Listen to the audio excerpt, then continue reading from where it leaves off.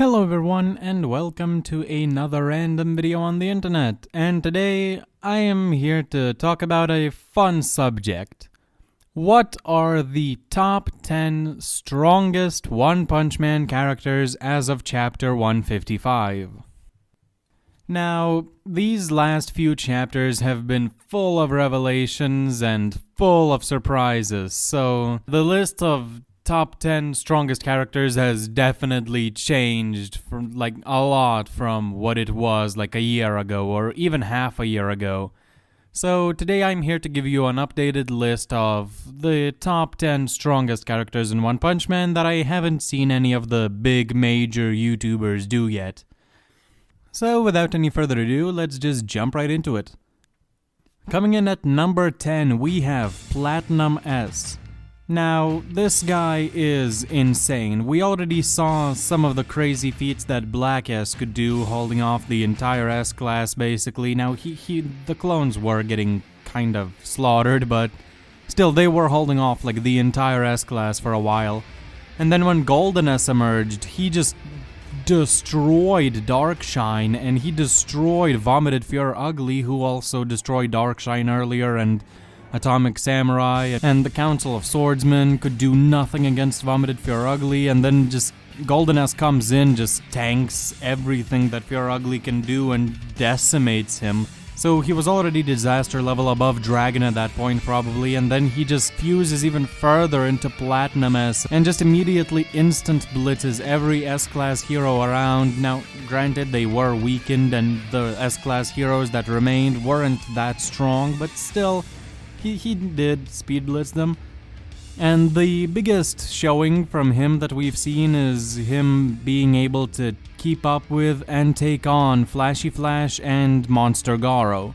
Now, Flashy Flash is stated to be as fast as light, like multiple times, and he just has some pretty crazy showings, taking out 2 dragons at the same time pretty effortlessly, as well as kind of surprising Saitama with his speed a little bit.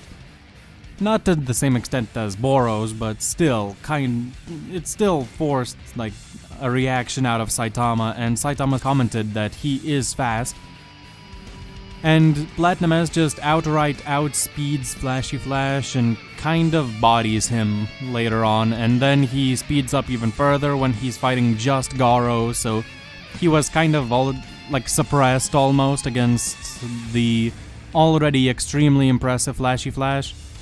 Now, granted, Flashy Flash didn't have his sword in that battle, and he is definitely an honorable mention. If this was a top 11 list, Flashy Flash would be on here. But Flashy Flash already admitted that he wasn't as fast as Platinum S. Like, Platinum S is just flat out faster than Flashy Flash, and I don't think that having a sword would change Flashy Flash's physical speed, like running speed, jumping speed.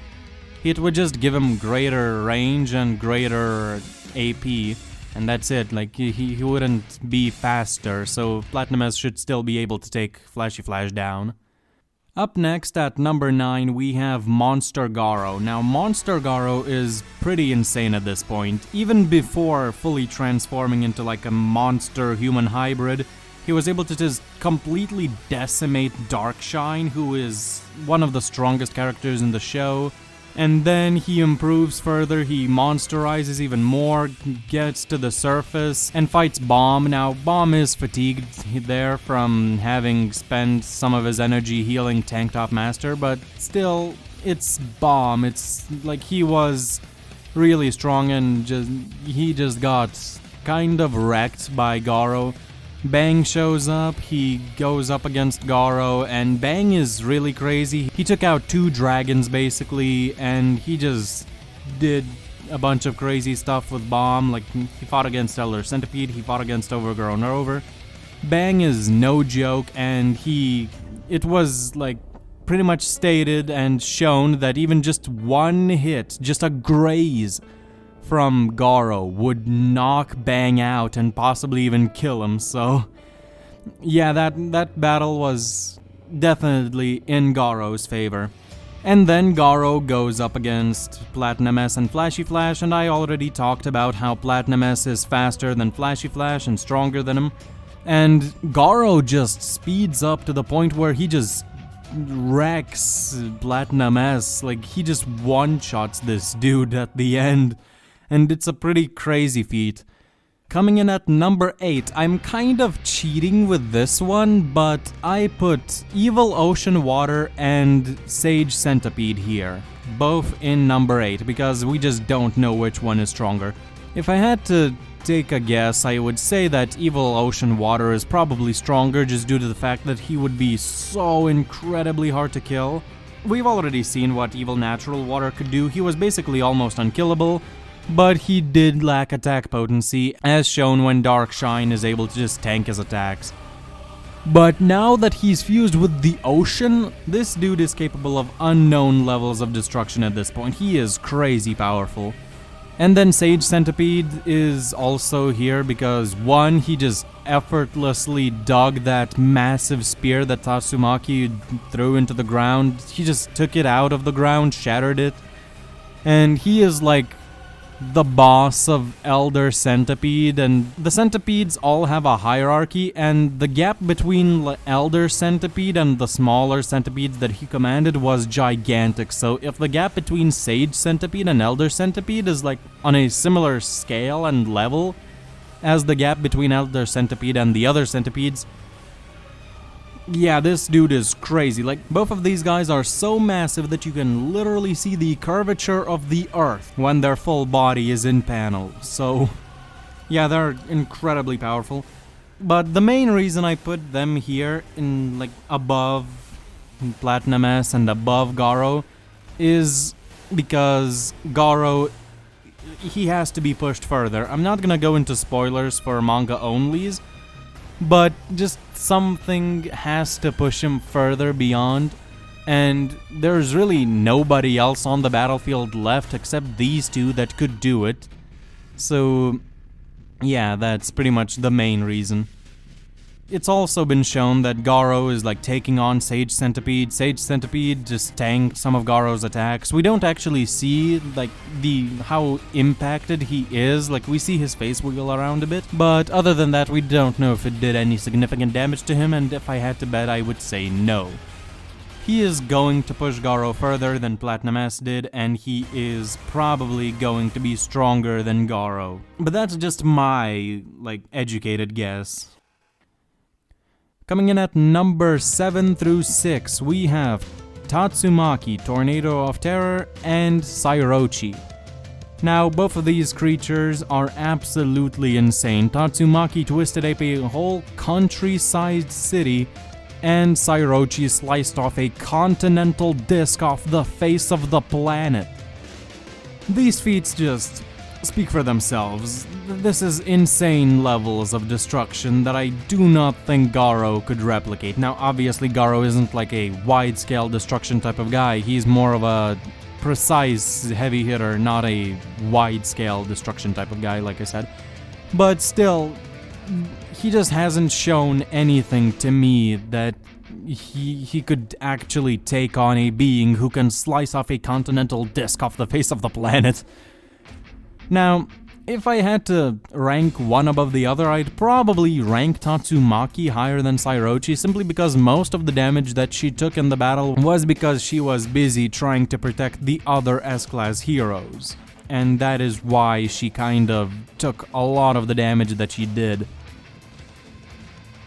But yeah, these two, insanely powerful. I really don't think I need to explain why.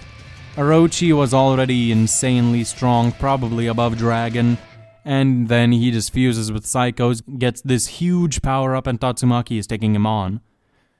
Moving on, at numbers 5 through 4, we have Meteoric Burst, Boros, and Blast.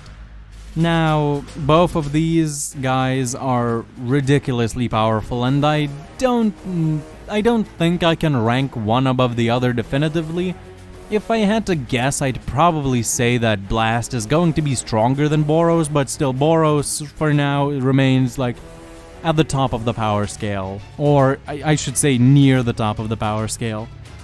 So, Boros, everybody knows Boros. Boros, the guy who has insane levels of regeneration and vitality. The guy who survived, like, in a very harsh environment The guy who dominated the universe with power alone. The guy who can destroy planets or even stars if you really want to eyeball him.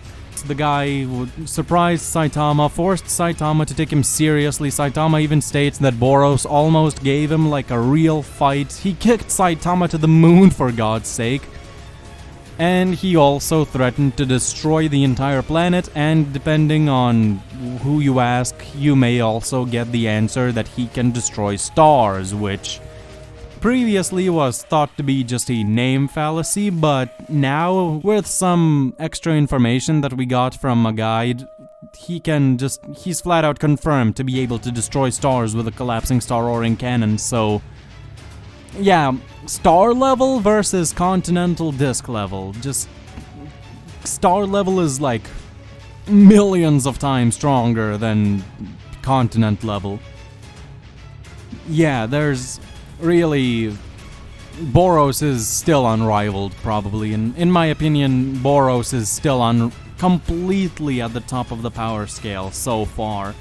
Now, if we don't take the guide into account, then things become a lot more, like, balanced and a lot more believable as well, because I do not know a single person who thinks that Meteoric Burst Boros is like millions of times stronger than Tatsumaki or Sairochi. So, him being able to destroy a planet using up all of his energy seems a lot more plausible than him being able to destroy a star, but I'll just let you choose what you believe in. And Blast, he recently made an entry into the manga. Everybody is hyped about Blast, obviously. He's been hyped up for an eternity by now, and what he has shown so far leads me to believe that he is definitely this high on the list. First of all, he seems to be involved in some sort of interdimensional conflict with God, alongside other, like, mysterious warriors from, I don't even know, like, different timelines, different dimensions, alternate dimensions, different planets, maybe? Like, there's so much that we don't know about. But the feats that Blast has shown are just incredible. He effortlessly blitzes Flashy Flash. Flashy Flash can't even react to Blast's movements. Flashy Flash is also capable of trading blows with Platinum S, and he cannot lift that weird God Cube thing. But Blast just effortlessly spins it around on his finger like nothing, and he has that weird black hole portal thing that he can do as well, and he like I said, is involved in some sort of possibly interdimensional conflict with God, and he is an insanely powerful person. Do I think he's stronger than Boros? Maybe, maybe not. We'll see about that. I think that he probably will be revealed to be stronger than Boros, but for now, I rank them as equals. An honorable mention here would be the weird silhouettes that we saw when Blast opened up that final portal and disappeared in the last chapter, because, first of all, they're Blast's allies when fighting against God. So they have to be, like, somewhat relative to him to be able to, like, assist him in fighting with God. But a very impressive thing about them, like one that I haven't seen anyone talk about so far, Blast says that he is going to provide backup to those people.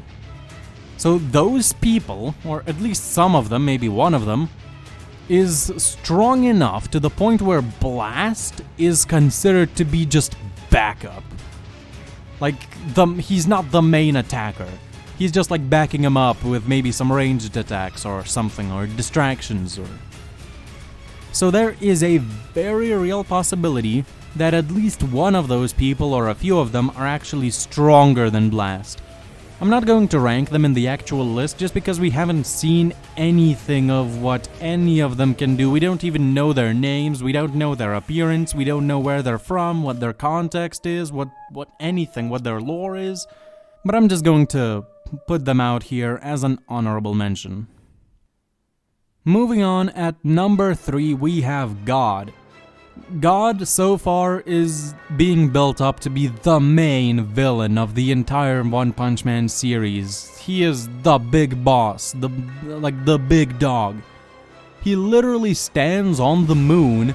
He gives people powers that, like, he just gives random people dragon-level combat prowess and powers, and overall, he's just a complete mystery at this point.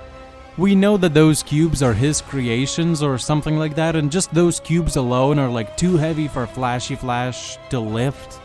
And those cubes are probably like just, I don't know, made from a tiny, like a percentage of a percent of God's power. And God is just like self-explanatory. Blast and like many other characters that are probably on his level are warring against God. And God is taking them all on, it seems. So yeah, God is number 3 on the list for sure. At number 2, this might trigger some people, it might not, I don't know. But we have King. King is the strongest man on Earth. King has no physical power, but he literally has reality warping levels of luck. Like, this guy is so lucky. He literally has plot armor. Like, literal definition of plot armor. Literally everything falls into place for him. Like, if Boros stood before him, something would happen that allowed King to defeat Boros. Like, maybe not directly, but somebody else would show up, take on Boros, and win for King. And King would get the credit.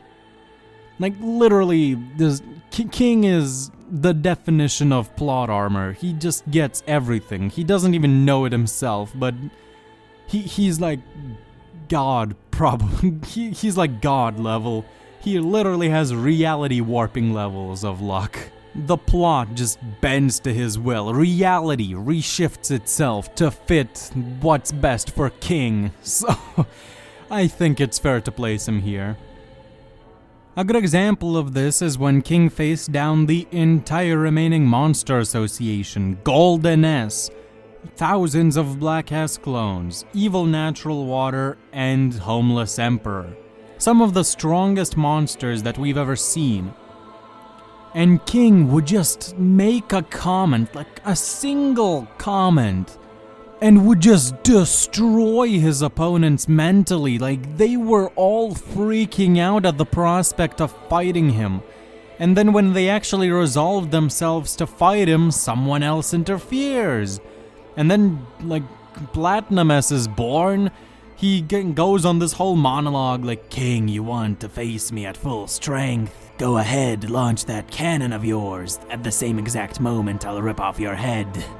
Like, he's just doing that trash talk, and King just pretends to actually launch the beam, and at the same time, by sheer coincidence, Garo runs in and just smashes everybody to pieces, and just from the side, it looks like King actually launched the cannon and made, like, the explosion that completely just destroyed everybody. Reality itself just bends to King's will. It's insane how lucky this guy is. Like I said before, reality warping levels of luck. And finally, at number 1, most obviously, we have Saitama. Now, Saitama, he wouldn't normally be above a reality warper, but it's just like, King has very low level reality warping, first of all. And also, in his verse, there is nothing that could take down Saitama. At least from what we know so far. If they were, say, in another universe where there exist beings more powerful than Saitama, then I would rank King above Saitama, because then, like, if the two were to face off, magically someone stronger than Saitama would show up and beat Saitama, and King would kind of win that. But in the world of One Punch Man, there is just no such opportunity. If King was to face off against Saitama, which would never happen realistically, there's just no amount of luck that could save him from being one-punched by Saitama. Now, Saitama, he's not limitless. He does have a limit to his power. I plan to talk about that in the future. But so far, he is completely unrivaled in the world of One Punch Man. Like, he is the One Punch Man. Like, he beats everybody in one punch. Well, he doesn't beat anybody in one punch, but he could beat everybody in one punch. He just doesn't sometimes. And yeah, Saitama is number one. Like, obviously, what did anybody expect? Like, of course he's number one. He's Saitama. He's the One Punch Man. Anyways, that's it for me today. I hope you enjoyed this video. If you have any gripes with my list, then please be sure to leave them in the comments below, and I'll see you guys later. Bye.